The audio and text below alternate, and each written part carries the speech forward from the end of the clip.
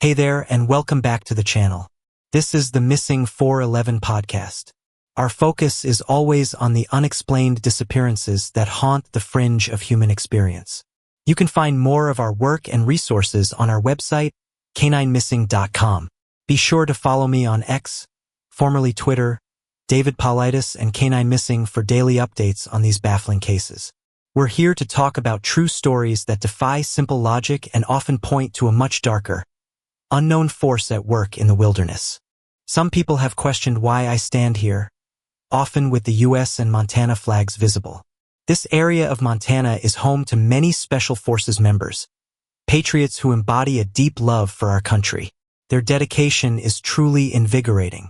I've witnessed incredible acts of reverence, like a soldier saluting a war monument for an entire day, a chill-inducing sight. This unwavering patriotism is something I've always held, and being here only strengthens that commitment to honoring the sacrifices made. For those who write to criticize this display, let me be clear. I honestly do not care. My focus is on the tens of thousands who gave their ultimate life for this flag. To not honor that sacrifice would be an insult to their memory. I won't get into the current dismantling of the country, but I'll tell you this. If you come to this area of Montana, good luck walking down the street yelling profanities about the flag. That dog doesn't hunt here. We respect those who serve and those who are no longer here. My commitment extends to our law enforcement. I recently spoke with a buddy, a former policeman in San Jose, who was deeply disheartened by the lack of community support. He felt abandoned by the system. I believe the loud critics get the press, but a vast silent majority truly needs and supports our officers. Up here, near the Canadian border, I see Border Patrol all the time. Every single time I let them know I support them. If they are anywhere near me in line for food or coffee, I am buying it for them. It's a message that needs to be sent. We need these people. If they get disheartened and the good people leave, the fabric of society starts to crumble. That's why I support the red, white, and blue, and it's why I love this state of Montana. It's an area where the commitment to duty still feels sacred. Now, let's talk about tools, specifically FLIR, or forward-looking infrared radar. This is critical in our search for the missing. It's a powerful unit that detects heat signatures. We deploy it on planes and helicopters to look for the thermal signature of a lost person, especially on a cold night. The body heat will resonate clearly on the display. This technology offers us eyes in the dark, peering through the shadows where so many of our subjects vanish. Years ago, while flying as a spotter in a police helicopter, we used FLIR over a massive gang fight. We were high up, lights off, and they had no idea we were watching. On the screen, you could see the precise heat of bodies, knives, and bats swinging. It's stunning to see human nature exposed when people believe they are unobserved. But FLIR only works if the person or animal still retains body heat. If something is deceased for a long time, the signature is lost to the cold, leaving behind only an unknown. The true mystery begins when FLIR picks up things that shouldn't have a heat signature. I've seen rocks and even tree bark that holds intense heat long after sunset. But the most baffling report involved the Mexican National Air Force.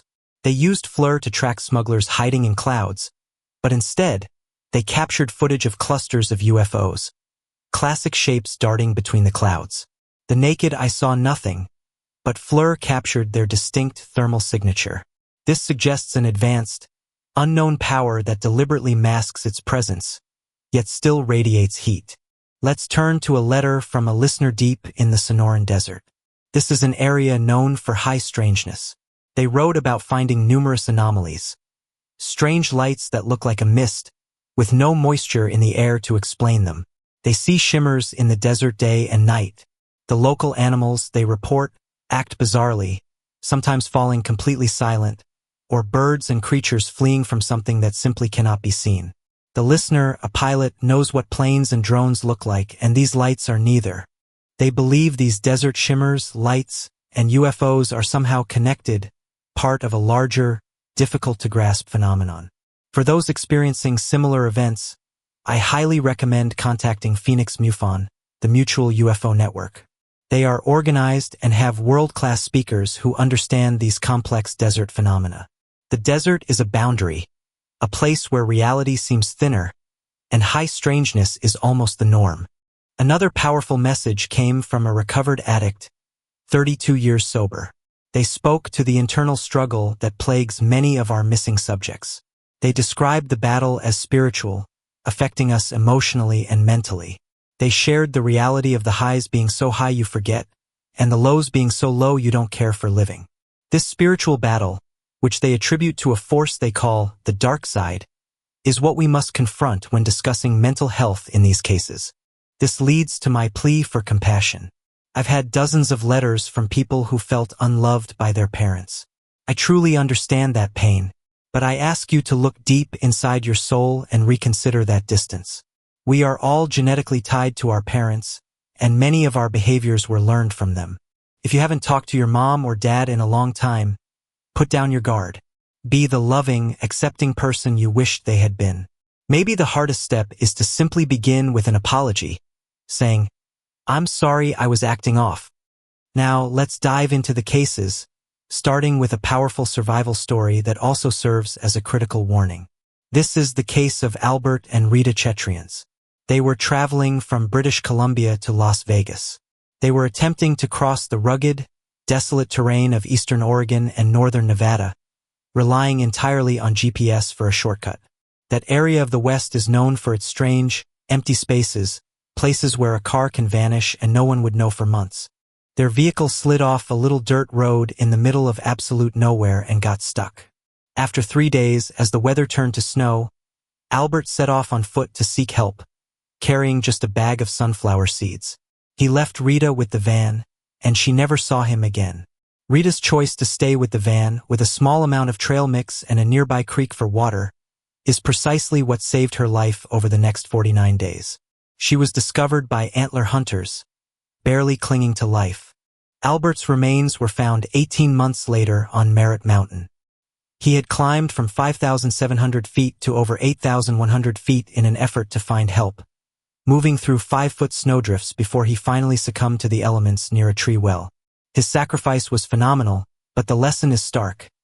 First, never trust GPS for a shortcut off a main highway in remote areas. And second, men, put your pride aside. If you are lost, pull over and ask a rancher or farmer for directions. Your life and the lives of your loved ones are too important for stubbornness. Our next case is particularly heartbreaking, involving the mystery of Kaiman Kai Welch, 25, who went missing in the Tonto National Forest, Arizona. Kai was an experienced outdoorsman, but he was struggling with profound mental health issues exacerbated by the stress of the COVID world. On August 12th, after a scorching day of work, he asked his uncle to drive him to the Weaver's Needle viewpoint to watch the sunset. At the viewpoint, Kai simply said he was going to walk away for a closer look and vanished. His uncle looked away for mere minutes, and Kai was gone. A giant search and rescue effort, including canines, was mounted immediately. This is the first strange detail. The dogs could not pick up a scent for miles, even though a body in that extreme heat should have been highly detectable. Kai vanished without a trace almost instantly. Kai's mother, knowing his struggles, was devastated. Yet, when she searched his computer, she found a crucial, life-affirming detail. Kai had been actively researching ways not to take his life and had scheduled appointments for recovery. He wanted to live.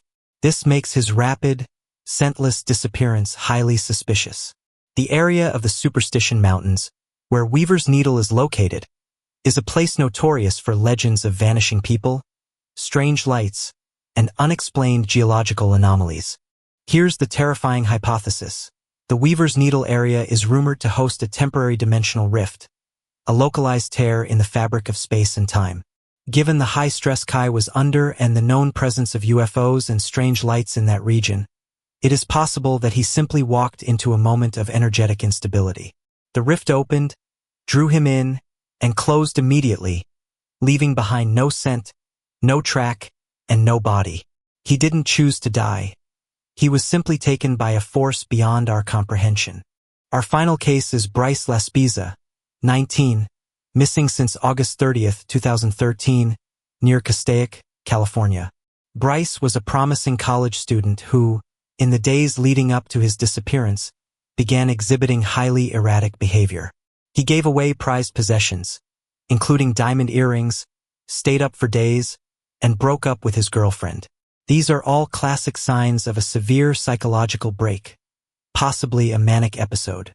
After telling his mom he was exhausted and pulling over to sleep, his vehicle was found wrecked off I-5 near Castaic Lake. His cell phone and wallet were left inside the car. Search and rescue tracked a scent trail from the vehicle to a nearby truck stop, and then the trail abruptly vanished. The truck stop is where the ordinary world ends, and the mystery begins. We must ask why a young man in a manic state would abandon everything he needed to survive. Like Kai, Bryce vanished in a state of high vulnerability. We also have to consider the reports of Bigfoot activity and UFO disappearances in the vast mountain and desert ranges along the I-5 corridor. Was Bryce picked up by a trucker? Or did something else happen at that truck stop? Did an entity of high strangeness, perhaps a cryptid like a skinwalker or an unclassified airborne force, abduct him, taking advantage of his confused state? The complete end to the scent trail, with no follow-up sightings, suggests an unnaturally clean removal from the environment. I cannot stress this enough. Bryce and Kai are powerful examples of why we must talk about mental health. To those critics who say these issues are not important enough to cover, I ask you to look inside yourself. These men have families, parents, and grandparents who are utterly devastated. Ignoring their pain, or the circumstances surrounding their loss, means ignoring a critical element of the missing persons epidemic. The reality is that we, the people, will ultimately carry the burden of the mental health crisis exacerbated by recent global events. If you know someone who is struggling, you must be proactive. Do not walk away. You never want to be in the position of wondering if you could have done more. Ask the hard question, are you thinking about taking your life? Do not be afraid to confront this head-on. If they are offended, tell them, I am concerned about you. You are more important to me than anything else. If you can get them some help, you must. I will keep hammering this point until it sinks in. NAMI, the National Alliance on Mental Illness. They offer online and in-person meetings at no charge. Make a deal with your loved one that they will attend, and maybe go with them. Be the anchor they need. Finally, if you are interested in my books on these cases, please buy them directly from my site, not from the high-priced resellers online. The link is in the pinned comment. If you are inclined to donate, do not send me money. Instead, order 3 or 4 books and let me send them to you, so you can donate them to your local library. That way, these vital resources can reach everyone who needs them. I am truly grateful that the village, this community, is here and that we are helping each other. Your comments and letters are powerful and deeply appreciated. I read every single one, even if I cannot respond quickly. There is simply too much work that goes into these investigations. Thank you for making this work possible and for standing with us. Have a great week, and I'll see you soon.